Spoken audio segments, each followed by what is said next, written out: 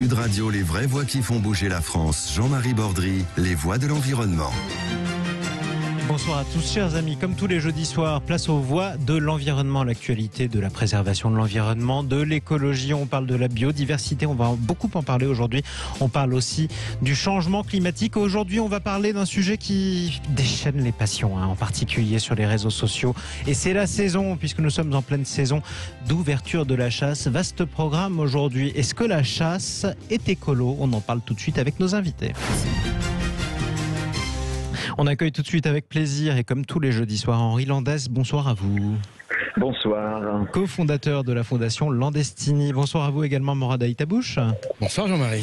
Réalisateur de la série Sale temps pour la planète. Alors Sale temps pour la planète, notamment vous avez documenté toutes les conséquences du changement climatique et les premières prémices qui se font sentir. Là on parle d'un sujet qui est un peu lié mais c'est autre chose, c'est la biodiversité. Parlons de la chasse et c'est la question et c'est le sujet. Dans quelques instants nous serons avec Thierry Coste qui est le conseiller politique de la Fédération nationale des chasseurs. Avant de parler de l'écologie de la chasse, j'aimerais qu'on évacue ce sujet, bien qu'il soit important. Est-ce que pour vous c'est cruel la chasse, Morad Aïtabouche? Pas du tout. Pas du tout. Je suis pas du tout chasseur, mais je pense pas que ça soit cruel. Si, il y a des situations dans lesquelles la chasse peut être cruelle. En France, on a de la chance que dans chaque département, il y a des contrôles. Et d'ailleurs, je pense, et je suis absolument pas, je fais pas partie des lobbies des chasseurs, mais il y a des contrôles et ils demandent de plus en plus de contrôles contre les braconniers, certes, évidemment. Mais en tout cas, ils demandent de plus en plus de contrôles. Donc, elle est peut-être un peu brutale quand effectivement, elle va élever des faisans. En batterie. On va en parler de ça. Évidemment, puisque c'est un peu un sujet d'actualité, on en parle énormément. Donc oui, elle peut être brutale, elle peut être parfois un peu violente. Après, est-ce qu'elle est écolo? C'est une vraie question et je pense que ce sera vous le allez thème de être notre parfois débat. surpris par mes réponses. Mais écoutez, j'espère bien. Henri Landès, qu'est-ce que vous pensez vous-même de la chasse? Vous habitez à la campagne, c'est à la campagne qu'on chasse, heureusement d'ailleurs pour les urbains parce qu'il n'y a pas la place. Est-ce que vous trouvez que la chasse est une pratique cruelle ou pas? La plupart de la chasse aujourd'hui est faite dans des conditions qui ne respectent pas l'environnement. Et après, il y a des pratiques de chasse qui sont tout à fait soutenables, entre guillemets, peuvent être faites dans le respect de l'équilibre du vivant. Et la chasse est l'une des plus anciennes des activités humaines. Donc il n'y a pas de problème si on retrouve cet équilibre et ce respect de la nature en le faisant. Donc pour vous, du moment que les espèces qu'on prélève ou alors qu'on chasse, eh bien, elles ne déclinent pas à cause de la pratique, pour vous, vous n'êtes pas hostile du tout à ce qu'on se permette de les chasser. Pourquoi des conditions. Voilà, exactement. Il y a beaucoup d'actualités par rapport à la chasse. Je l'ai dit, c'est la semaine de l'ouverture de la chasse. C'est la dernière semaine des ouvertures de la chasse parce que c'est assez différent d'une région à l'autre et d'une pratique à l'autre. Il y a eu beaucoup de polémiques, notamment cette semaine. On a vu cette image à Compiègne qui a fait le tour de France des réseaux sociaux avec ce cerf qui était chassé à courre et qui était complètement épuisé et que des abolitionnistes de la chasse à courre ont réussi à secourir.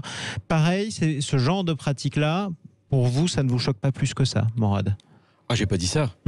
Non, c'est là pour le coup, c'est assez choquant, surtout voir l'agonie d'un cerf, c'est jamais facile pour qui que ce soit d'ailleurs. Donc non, ces pratiques-là. Vous êtes plutôt abolitionniste quand même sur certaines chasses. Oui, sur certaines chasses. Encore une fois, et c'est pour ça que je disais tout à l'heure que vous alliez être surpris par mon discours, parce que je pense que les chasseurs, en tout cas, connaissent bien la forêt. Les chasseurs connaissent bien ces zones rurales où on peut justement, faire en sorte que on va entretenir la forêt. Mais non, ces images-là sont très violentes, sont terribles. Elles sont surtout pas à mettre à la portée de. Bien sûr qu'elles sont difficiles. Elles sont pas à mettre à la portée de tout le monde. C'était en tout cas la polémique aussi de la semaine. Nous sommes en direct avec Thierry Coste. Bonsoir à vous. Bonsoir. Conseiller politique de la Fédération nationale des chasseurs. Thierry Coste, l'un des slogans des chasseurs, et notamment de beaucoup de chasseurs et de leurs représentants, peut-être de vous-même, c'est de dire nous sommes les premiers écologistes de France. Il y avait eu cette campagne de pub un peu provocante dans le métro de certaines villes. En quoi, voilà, c'est ça. En quoi les chasseurs sont des écologistes? Alors, soyons honnêtes, le slogan était un peu provocateur, vous l'avez dit. Il y a un certain nombre de gens qui protègent la nature et on n'a pas le monopole. C'est comme nous sommes des ruraux et nous n'avons pas le monopole de la ruralité. Il ne faut pas se tromper, nous sommes des acteurs ruraux, mais un acteur parmi d'autres. Donc pourquoi les chasseurs sont aujourd'hui les écologistes? Pendant longtemps, on a cueilli ce qui passait. ou ce qui était là. Résultat, pendant des années, on a vu la diminution des populations, et on l'a vu sur le grand gibier, les cerfs, les sangliers, les chevreuils. Ça a été une catastrophe. Et depuis qu'on a instauré, depuis 30 ans quand même, on a une réglementation très stricte, avec des plans de chasse. Résultat, on a énormément d'animaux que les gens voient en allant se balader. Les agriculteurs les voient aussi et nous engueulent et nous maudissent parce qu'ils trouvent qu'on est trop écolo. Et les forestiers, avec les cerfs ou les chevreuils, nous détestent parce qu'effectivement, lorsqu'il y a une trop grande densité d'animaux, ils dégradent le biotope, ils dégradent l'endroit où ils vivent. Donc la chasse est utile, elle est écologiquement utile parce qu'elle est faite pour maintenir cet équilibre. Alors ce que nous reprochent les uns ou les autres, c'est de tuer par plaisir. Mais je suis désolé, on est dans la nature 12 mois sur 12, on chasse quelques semaines par an, et parfois certaines espèces 1 ou 2 jours par an, notamment le lièvre, quand il n'y en a pas beaucoup, parce qu'on entretient beaucoup. Donc il faut être honnête, certes, on est des passionnés de nature, et on assume le fait de tuer et de manger le gibier qu'on tue. Et je suis désolé, c'est peut-être un peu meilleur que le poulet ou le bœuf que vous avez acheté. Et voilà, donc aujourd'hui, la bataille qu'on a livrée il y a 4 ans, on n'en a pas beaucoup parlé, sur les néonicotinoïdes. C'est le groupe chasse de l'Assemblée nationale qui a fait pencher la balance à 2 voix près. C'est ça. Alors je rappelle ce que c'était les néonicotinoïdes, c'était un pesticide. C'est le pesticide, si on le résume, le pesticide tueur d'abeilles. Voilà. Si on veut le caricaturer. Qui vient d'être réautorisé d'ailleurs au il vient passage. d'être réautorisé pour les betteraves, parce qu'on n'a pas trouvé l'objectif de l'interdiction et on s'est battu, nous, parce qu'on sait très bien que la faune qu'on chasse, on est très content si on est toujours un peu plus. Mais on sait aussi que ça profite à toute la nature. Quand il y a énormément d'insectes, quand vous avez une diversité biologique forte dans les prairies, c'est génial. Et c'est ça qui marche. Et c'est pour ça qu'on peut se considérer comme de très bons défenseurs de la nature. Voilà, à condition vous, en gros, vous étiez contre les néonicotinoïdes et ces pesticides-là, parce que pour vous, ils tuaient les abeilles, que les abeilles, notamment, elles nourrissaient certains oiseaux que vous chassez, si je vous ai bien compris, et que c'est pour ceci que vous vouliez justement l'interdiction. Mais non, mais il faut être honnête, on est des passionnés de nature avant tout. Moi, quand je vais me balader, j'observe autant les reptiles, les serpents. Là, vous voyez, je vous appelle, je suis en Ariège. Je suis en train de faire de la photo animalière dans le Piémont, à côté de Foix. Mais c'est extraordinaire. Qu'est-ce que vous avez vu comme animal, en un mot? J'ai vu des cerfs, et j'ai vu pas mal d'oiseaux, parce que c'est un endroit très riche, mais c'est magnifique ça. Ça nous suffit. Ça, c'est la nature. On récolte. Mais c'est la nature, faut pas oublier. Comment peut-on aimer chasser sans aimer la nature alors qu'on y va en hiver, automne, quand il pleut, quand il vente et quand il neige. D'ailleurs, quand c'est pas confortable, en tout cas. J'aimerais donner la parole. Oui, il commence à pleuvoir. D'ailleurs, faites attention à vous. J'aimerais donner la parole à Henri Landès. Vous disiez tout à l'heure, vous n'étiez pas hostile à la pratique fondamentalement de la chasse, Henri Landès, mais que la chasse telle qu'elle est pratiquée, elle est loin d'être écologique à vos yeux. Pourquoi ? Oui, majoritairement, aujourd'hui, on n'est pas en train de préserver la nature grâce à la chasse. Donc, je trouve qu'il y a des choses intéressantes et justes dans ce que dit M. Coste. Par contre, je fais beaucoup plus confiance à la nature et à l'ensemble des espèces pour se préserver et être dans un équilibre qu'à l'activité humaine, d'autant plus celle de prélever les animaux. Si on utilise un exemple qui est un contre-exemple de ce que dit M. Coste, il y a aussi de l'élevage d'animaux pour justement les chasser et une surpopulation de certains animaux à cause notamment de l'hybridation avec des animaux domestiques. Et je parle du sanglier avec les porcs. Donc ça, c'est un exemple qui est un contre-exemple qui ne vaut pas... Oui, je sais, mais vous allez réagir. Vous êtes là pour ça, Thierry. Je voudrais juste qu'une personne parle à chaque fois. Oui, merci. Mais pour terminer là-dessus, la chasse, effectivement, est une des plus anciennes activités humaines. On était des chasseurs-cueilleurs pendant extrêmement longtemps, bien avant d'être agriculteurs. Et donc, il n'y a pas de raison de pouvoir prélever des animaux pour les consommer, et j'insiste là-dessus, en respectant l'animal et sans le faire souffrir justement pour le plaisir. Après, je suis d'accord sur le fait, absolument d'accord, avec le fait que les chasseurs connaissent très très bien la nature, certains plus que d'autres, il ne faut pas tous les mettre dans le même panier, et pas non plus dire, bon, c'est les premiers écologistes de France, là vous l'avez avoué vous-même, M. Coste, c'est juste de la communication, et notre société a besoin de plus que juste des phrases de communication, on a besoin de mieux comprendre l'écologie dans la science qu'elle est, et donc il faut éviter ce genre de slogan. Je vais vous laisser répondre, mon cher Thierry Coste, je voudrais juste donner la parole à Morad Aïtabouche, qui a été exceptionnellement patient, il faut quand même le reconnaître aussi. Non, non, pas du tout. Henri, fais attention parce que Thierry Coste est celui qui a quand même chassé Nicolas Hulot du ministère de l'écologie.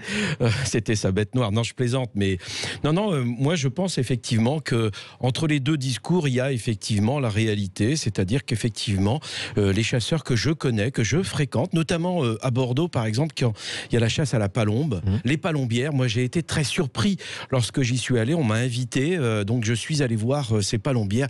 C'est extraordinaire parce qu'ils entretiennent. C'est vrai que les chasseurs entretiennent la forêt. Ils connaissent la forêt. Maintenant, c'est comme dans tout, c'est l'excès qu'il faut condamner. Quand effectivement il faut en sorte une campagne pour interdire les pesticides qui tuent les abeilles. Moi, je suis à 1000% derrière ce combat-là. C'est évident. Maintenant, je pense qu'il ne faut pas opposer systématiquement chasseurs avec écologistes, avec ruralité, etc., etc. Je pense qu'il y a un discours au milieu de tout ça qui est beaucoup plus pragmatique. Il faut, parce que nous sommes depuis nos ancêtres chasseurs-cueilleurs, donc il faut aussi se rappeler ce que nous sommes.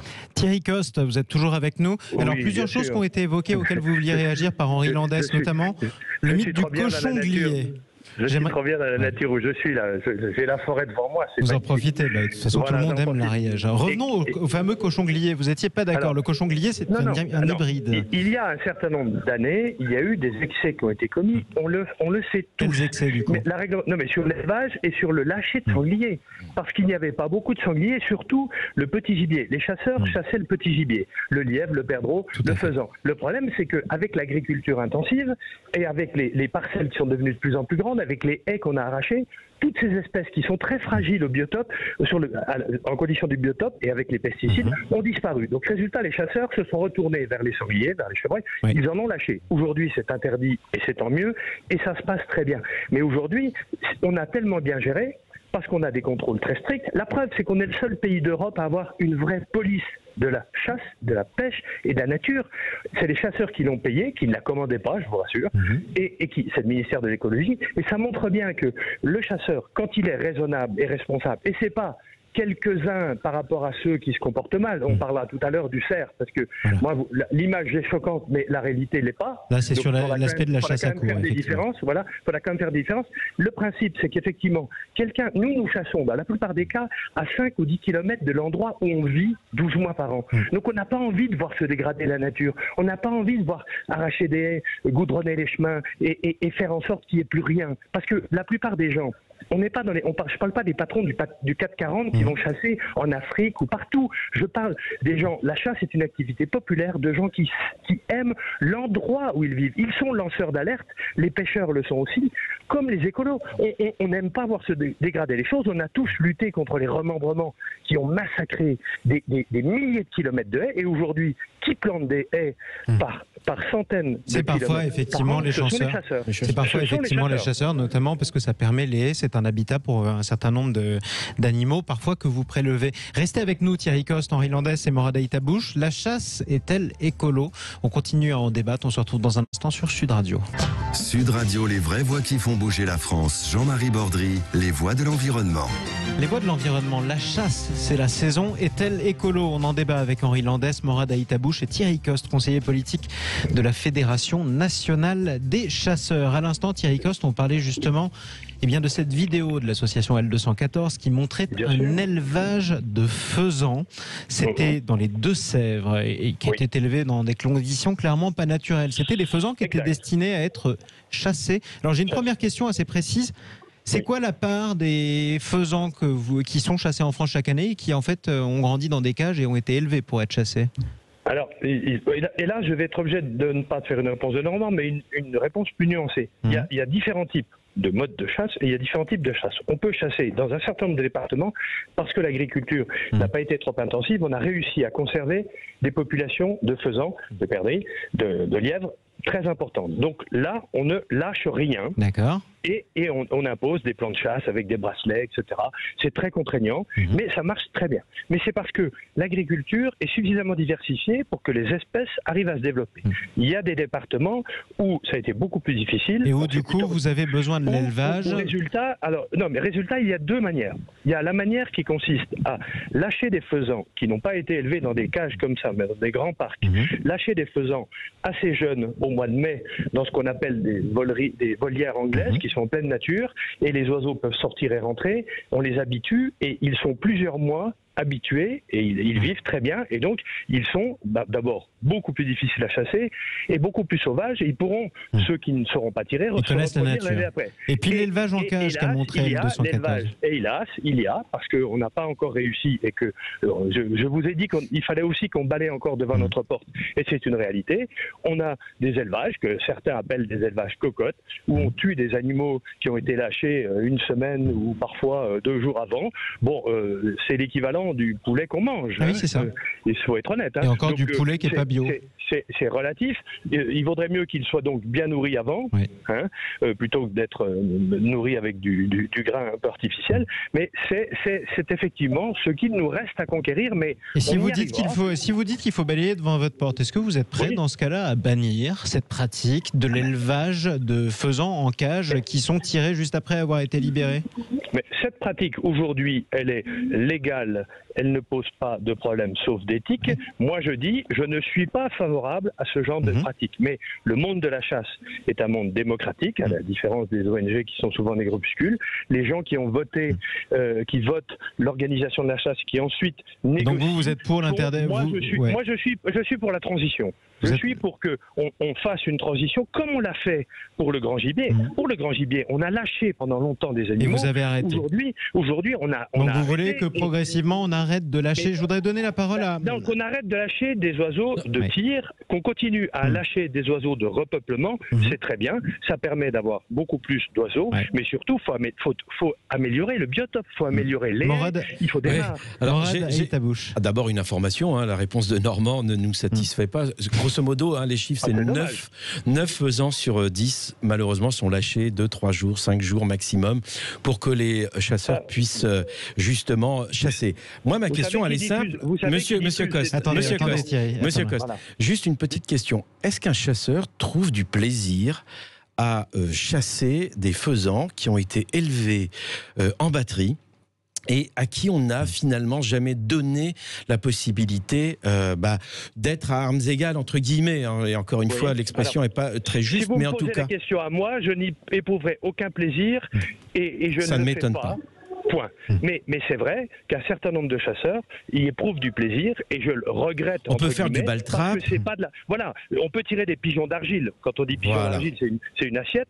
Et ça me dérange pas. On met une bâche pour pas polluer, et c'est très bien. Je vous accorde. Moi, je chasse. Je suis aujourd'hui dans les Pyrénées. Je ne chasse pas, je fais de la photo, mais je chasse des animaux à l'approche et à l'affût. C'est sympa. Quand on chasse avec son chien, on n'est pas obligé de faire 50 ou 100 faisans. Quand on en a fait 2 ou 3, c'est magique. On a passé une journée de rêve. Et quand on en a vu 10 en plus, qu'on n'a pas eu besoin de décoller et qu'on n'a jamais pu tirer. Henri Landès. Voilà.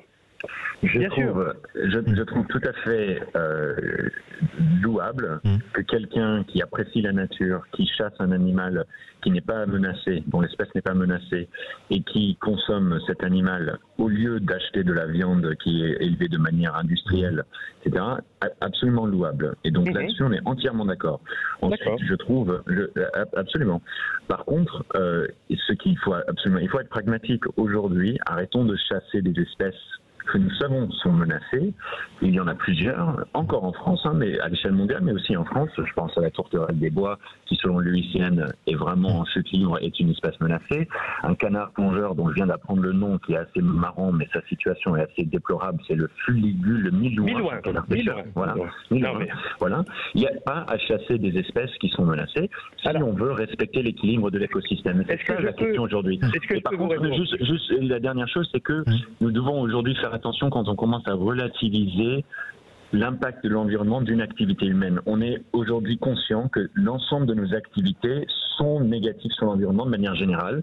Donc il ne faut pas juste toujours se renvoyer la balle. Je suis tout à fait d'accord avec M. Cos qu'il faut une agriculture diversifiée, mais si l'agriculture est trop intensive dans certains endroits, travaillons avec les chasseurs, les agriculteurs, mais aussi les groupuscules que vous appelez, qui ne sont pas du tout toujours les groupuscules, c'est-à-dire les associations environnementales, pour que nous soyons pragmatiques et écologiques tous ensemble. Thierry Coste, en quelques secondes pour conclure. Je suis certain, et je l'ai toujours dit. Moi, j'ai dirigé des mouvements de protection de la nature, donc je suis tranquille. Je reconnais que la bonne stratégie, c'est ensemble. Il faut faire grandir tout le monde, y compris les agriculteurs, parce que tant qu'on n'aura pas facilité une autre agriculture plus respectueuse de la faune, on n'y arrivera pas, et eux sont coincés par l'économie. Donc ça, c'est vrai. Mais pour la tourterelle de bois, en un mot, j'aimerais que vous répondiez sur cette question. La tourterelle de bois, on l'a interdite cette année, elle est interdite, le Conseil d'État a sanctionné. Sauf que la réalité, c'est que le Conseil scientifique du ministère de l'écologie avait dit vous pouvez chasser entre 0 et 17 000 oiseaux. Le ministère a dit 17 000, mais l'année dernière, c'était 90 000. Donc les chasseurs ont instauré un système. Willy Schran, le nouveau président des chasseurs, est là-dessus extrêmement offensif, c'est la gestion adaptative. Quand les espèces vont bien, on les chasse, et plus quand elles ou moins vont pas. en fonction de quota, et quand elles vont mal, on arrête. Mais on n'a pas de religion, du quand c'est arrêté, c'est pour toujours, ou quand on chasse, c'est pour toujours. Et je trouve que les Canadiens, les Américains le font depuis très longtemps. Et vous aimeriez vous en inspirer en tout cas pour la France. On l'a fait. On l'a fait avec des quotas maintenant, et on voit que ça commence à marcher. Merci Thierry Coste, conseiller politique de la Fédération nationale des chasseurs. Merci à vous Morad Aïtabouche. Merci Jean-Marie. Réalisateur de la série C'est le temps pour la planète. Et merci également Henri Landès, cofondateur de la Fondation Landestini. Merci à tous les trois d'être intervenus, dont vous deux d'ailleurs, comme chaque semaine, dans les vraies voix qui font bouger la France. La suite des vraies voix qui font bouger la France, on quitte la campagne et on revient en ville. La grande ville des gratte-ciel et des entrepreneurs. Portrait d'entrepreneur, c'est avec Stéphane Soumier dans un instant sur Bismart TV et en direct sur Sud Radio.